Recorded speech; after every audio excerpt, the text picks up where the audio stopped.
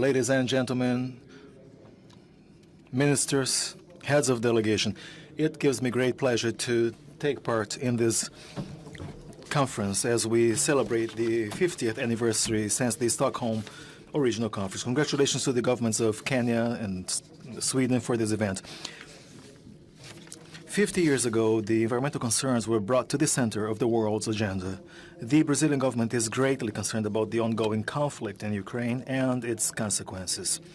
In a balanced approach, we defend an immediate ceasefire to the war and protection of the civilian population and a compromise solution negotiated through diplomatic channels. It also makes us fearful given the increased emissions in countries of Europe and in the US, a move in the opposite direction of the agreed-upon climate goals. The consequences and negative impacts on energy security, food security, and the poverty rates imposed by the pandemic and by the conflict in Ukraine were particularly felt in a perverse manner in developing countries and their most vulnerable populations. The commitments agreed upon along the past few decades in terms of means of implementation have not been fully fulfilled. Developing countries, including those in Africa, still face scarce funding and inefficient deployment of the solutions. Brazil, of course, also has environmental problems, just as is the case of the majority of the 190 countries signatory to the climate agreements.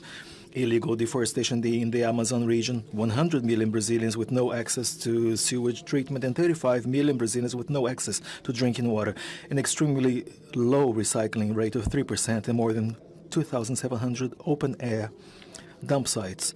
To protect forests, the federal government has strengthened efforts to fight illegal deforestation with more environmental agents out on the ground. And back in March 2022, we launched the Guardians of the Amazon Biome program, which is aimed at fighting organized crime with already we have 6 stationary bases in priority municipalities with unprecedented coordination between the Ministry of Justice, the Federal Police, the Federal Highway Police, the National Force, the Sensipan Center, the Environmental Protection Institute, and the Biodiversity Institute.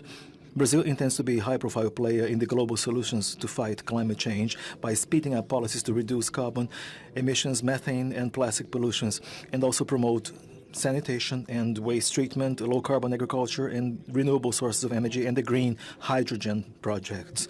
Regarding carbon, the federal government established the newly regulated domestic carbon market with innovative and progressive features such as the new concept of methane credits, the possibility of documenting the carbon footprint from different products and activities, as well as native vegetation, soil or carbon in the soil, as well as the blue carbon found in our vast marine and river areas. Regarding methane, we were the first country in the world to adopt concrete measures by means of our zero methane emissions reduction program, exempting federal taxes, relieving taxes with tailored credit lines, focusing solely on organic waste and with the potential to reduce emissions by 30%.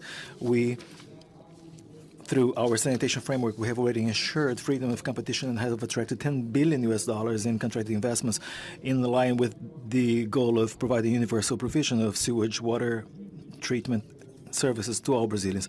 The waste treatment framework has allowed legal certainty and novel projects for recycling, which will take place in a speedier manner. The Zero Dump Site program since 2019 has shut down 20% of the open-air dump sites, and the Recycle Plus program has created innovative recycling programs, measures that have certainly contributed to lower plastics pollution.